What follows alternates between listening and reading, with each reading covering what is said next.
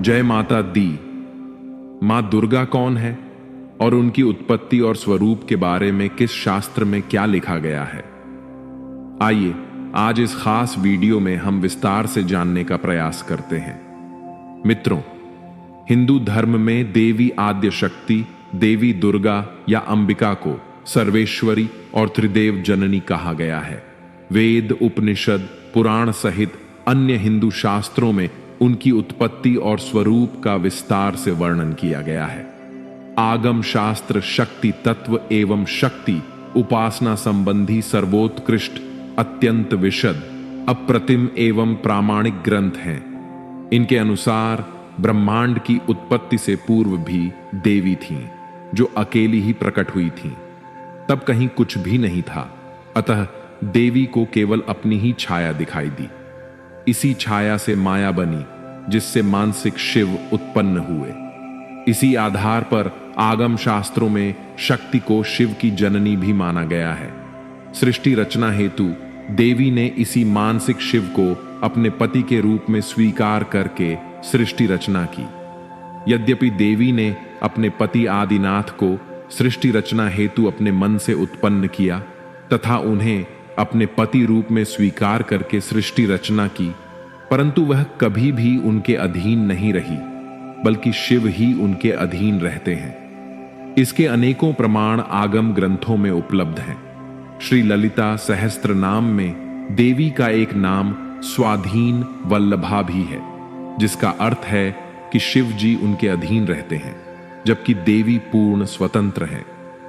देवी भागवत के अनुसार देवी भागवत के स्कंध 7 में भगवती देवी अपने पिता नगाधिराज हिमालय को अपने प्राकट्य का विवरण देते हुए कहती हैं, हे नगाधिराज हिमालय, सृष्टि से पूर्व मेरे अलावा कहीं कोई भी नहीं था, तब मैं ही परब्रह्म थी। अपने ही आधार शिव का वर्ण करके मुझ में दोष आ गया और मैं एकोह बहुश्याम की कामना करके सृष्टि रचना में निमग्न हो गई। वृक्ष उपनिषद के अनुसार सृष्टि से पूर्व देवी ही थी। पराशक्ति सर्वव्यापी तथा सदचित्त एवं आनंद रूपा है। पराशक्ति, चित्त शक्ति, परमेश्वर, ब्रह्मांड जननी तथा आद्य शक्ति, ब्रह्मा तथा आत्मा सब इसी के नाम है। वह आद्या इसीलिए कही जाती है कि इनसे पहले कोई नहीं था। देवी ने ही ब्रह्मांड की रचना की। ब्रह्मा, विष्णु, महेश समेत समस्त प्राणी मात्र को जन्म दिया। ब्रह्मांड में जो कुछ भी है सब देवी में ही ओतप्रोत है। यह शक्ति स्वयं प्रकाशित होती है। यही आत्मा है। यही शक्ति नित्य निर्विकार परमात्मा की चेतना की द्योतक है। यही महात्रिपुर सुंदरी है। इसी पराशक्ति को 10 महाविद्याओं यथा काली, तारा, त्रिपुर सुंदरी, भुवनेश्वरी, त्रिपुर भैरवी, धूमावती, छिन्नमस्ता, बगुलामुखी, मातंगी तथा कमला एवं प्रत्यंगिरा, दुर्गा, चंडिका, गायत्री, सावित्री, सरस्वती तथा ब्रह्मानंद कला के रूप में भी पूजा जाता है। विभिन्न शास्त्रों में शक्ति शब्द को विभिन्न अर्थों में प्रयुक्त किया गया है। आगम शास्त्रों में इसे पराशक्ति कहा गया है, जो सत, चित्त, आनंद स्वरूपा ब्रह्मा है। वेदों, उपनिषदों तथा पुराणों में इसी शक्ति को महादेवी, भगवती, ईश्वरी तथा मूल प्रकृति आदि नामों से भी जाना गया है। शक्ति के स्वरूप के संबंध में वर्तमान समय में अधिकांश हिंदू धर्मावलंबियों के मन में अत्यंत भ्रांति मूलक, असत्य एवं अस्पष्ट विचारधाराएं विद्यमान हैं। इसका मुख्य कारण यही है कि ऐसे व्यक्तियों के पास इस परम दिव्य, परम उदात्त एवं परम अद्वैतवाद शाक्त दर्शन को समझ सकने के लिए सूक्ष्म दृष्टि तथा सूक्ष्म विवेक है ही नहीं। शक्ति के वास्तविक स्वरूप का दिग्दर्शन कराने के लिए इस वीडियो में आगम शास्त्रों, वेदों, उपनिषदों, पुराणों, देवीय अथर्व शीर्ष से कतिपय उदाहरण प्रस्तुत करते हुए शक्ति के कुंडलिनी रूप, प्रकाश रूप एवं विद्युत रूप का भी संक्षिप्त परिचय दिया जा रहा है। गणपतियों के गणपति, शैवों के शिव, वैष्णवों के विष्णु तथा सौरों के सविता ही शाक्त की त्रैलोक्य सुंदरी महाशक्ति है, जिस परम तत्व को वेद मंत्रों ने पुरलिंग शब्द से वेदाइयों ने नपुंसक लिंग से प्रतिपादित किया है। शाक्त धर्म प्रेमियों ने सच्चितानंद स्वरूपा उसी महाशक्ति को स्त्रीलिंग मानकर प्रतिष्ठित किया है। आगम शास्त्रों में देवी के विभिन्न स्वरूपों, साकार एवं निराकार का प्रतीकात्मक विवरण भी मिलता है। 10 महाविद्याओं के अंतर्गत प्रथम महाविद्या श्री आद्या काली के साकार स्वरूप का जो विवरण उपलब्ध है, उसके अनुसार काली का रूप अत्यंत भयंकर एवं डरावना है। उनका वर्ण काला है, परंतु शक्ति के उपासक उन्हें परम रूपवती तथा करोड़ों सूर्य के समान प्रकाशमान देखते हैं। वह दिगंबरा है, परंतु भक्तों को समस्त ऐश्वर्य प्रदान करती हैं। उनका निवास स्थान शमशान है, जहां पहुंचते ही स्वतः वैराग्य उत्पन्न हो जाता है। काली मुक्त केशी हैं, सवासना है। काली का यह विशिष्ट रूप भक्तों के मन में वैराग्य तथा अद्वैत भावना उत्पन्न कर देता है। श्री आद्या का पुरुष रूप ही श्री कृष्ण है। वह स्वयं बताती हैं, मम पौरुष रूपम गोपिका जनमोहन, अर्थात गोपियों का मन मोहने वाला मेरा पुरुष रूप श्री कृष्ण है। कभी त्रिपुर सुंदरी श्री कृष्ण का रूप धारण कर लेती हैं तथा कभी तारा श्री राम का रूप धारण कर लेती हैं। श्री काली एवं श्री कृष्ण में मूलतः कोई भेद नहीं है। श्री कृष्ण के अधिकांश मंत्रों में काम बीज की ही प्रधानता है। शक्ति ग्रंथों में श्री विष्णु के 10 अवतारों की 10 महाविद्याओं से एक रूपता सिद्ध की गई है। कालिका ही पुरुष रूप में श्री कृष्ण है, तारा राम है, भुवनेश्वरी वराह रूप है, त्रिपुर भैरवी नृसिंह, धूमावती वामन, छिन्नमस्ता परशुराम, लक्ष्मी मत्स्य, बगुलमुखी कुर्म, मातंगी बौद्ध तथा त्रिपुर सुंदरी काल के रूप में है। विभिन्न आगम ग्रंथों में महाशक्ति का कुंडलिनी स्वरूप, विद्युत स्वरूप तथा प्रकाश रूप में भी गुणगान किया गया है। कुंडलिनी रूप में उसे शक्ति कुंडलिनी, समस्त जननी, शक्ति कुंडलिनी, गुणत्रय वपु तथा मूलोनिद्र, भुजंगराज सदृशी माना गया है। वेदों के अनुसार ऋग्वेद में शक्ति को अदिति कहा गया है, जो समस्त ब्रह्मांड का आधार है। यह समस्त देवताओं, गंधर्वों, मनुष्यों, असुरों तथा समस्त प्राणियों की माता है तथा पृथ्वी, अंतरिक्ष एवं स्वर्ग में रहती है।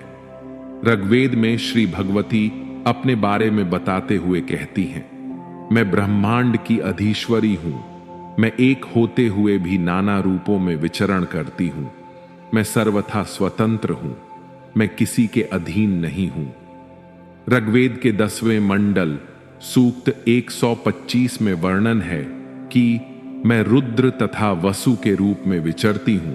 मैं दोनों मित्रा वरुण का, इंद्राग्नि का तथा दोनों अश्विनी कुमारों का पोषण करती हूं। विष्णु, ब्रह्मा तथा प्रजापति को मैं ही धारण करती हूं।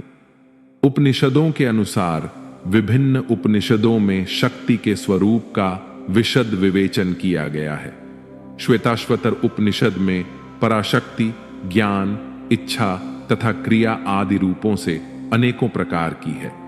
देवी अथर्व शीर्ष के अनुसार देवी अथर्व शीर्ष के श्लोक संख्या 2 से श्लोक संख्या 25 तक देवी के स्वरूपों का विस्तार पूर्वक वर्णन करते हुए बताया गया है कि उनके वास्तविक स्वरूप को ब्रह्मा आदि त्रिदेव भी नहीं जानते हैं। देवताओं के पूछने पर महादेवी ने बताया कि वह ब्रह्म स्वरूपा हैं तथा उनसे ही समस्त जगत की उत्पत्ति हुई है। वही विज्ञान तथा अविज्ञान रूपिणी है। वह ब्रह्म भी है, अब्रह्म भी है, वेद भी हैं, अवेद भी हैं। वही संपूर्ण जगत की ईश्वरी है। वह वेदों द्वारा वंदित तथा पापनाशिनी है। देव माता अदिति या दक्ष कन्या सती के रूप की है। वही 8 वसु, 11 रुद्र, 12 आदित्य, असुर, पिशाच, यक्ष और सिद्ध भी हैं। वह आत्मशक्ति है, विश्व को मोहित करने वाली है तथा श्री विद्या स्वरूपिणी महात्रिपुर सुंदरी है।